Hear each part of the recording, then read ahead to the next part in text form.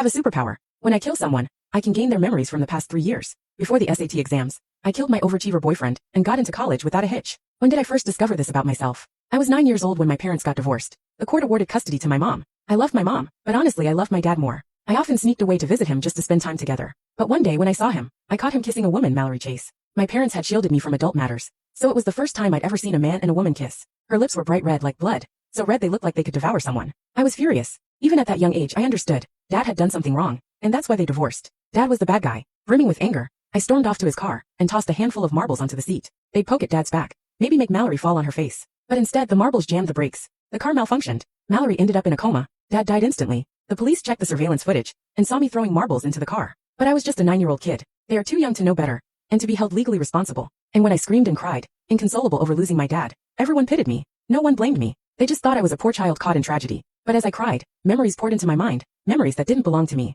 I saw Mallory's face through someone else's eyes. That's when I learned just how early Dad had started doing bad things. I saw arguments between him and Mom. He stole money from our home. I saw him wrapped around Mallory, their disgusting intimacy like two animals snarled together. I threw up. Mom and the police thought my body was overwhelmed by grief. Only I knew the truth. It wasn't grief. It was hatred. Even at that young age, I saw them for what they were, two beasts twisted together. Unexpectedly, my sadness quickly faded. What lingered was disgust. At the same time, I realized there was something different about me. As a little girl, I didn't dare to say it. As I grew older, I didn't want to say it. It wasn't until I got older that I understood this ability. When I was in middle school, my neighbor, Lydia Prescott, and I were in the same class. We were very close friends. We went to and from school together, and were inseparable. Even when going to the restroom, our teachers joked that we were conjoined twins. Lydia wasn't the nicest person, but was beautiful. Far prettier than I was. Sometimes I overheard people say we were like the princess and her sidekick.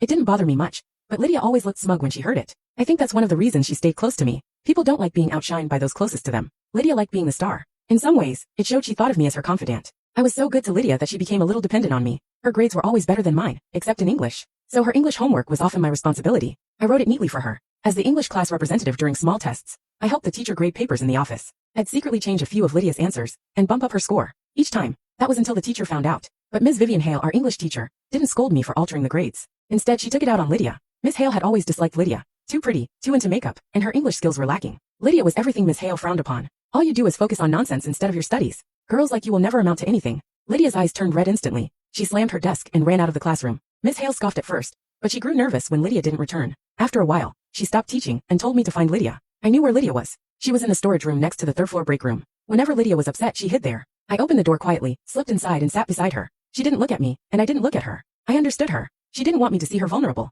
After a while, Lydia finally spoke. I hate Miss Hale. I hate Miss Hale too, I said, joining her indignation. She couldn't help but laugh a little at my childishness. Let's go back, she said. Okay. Our bond grew even more potent.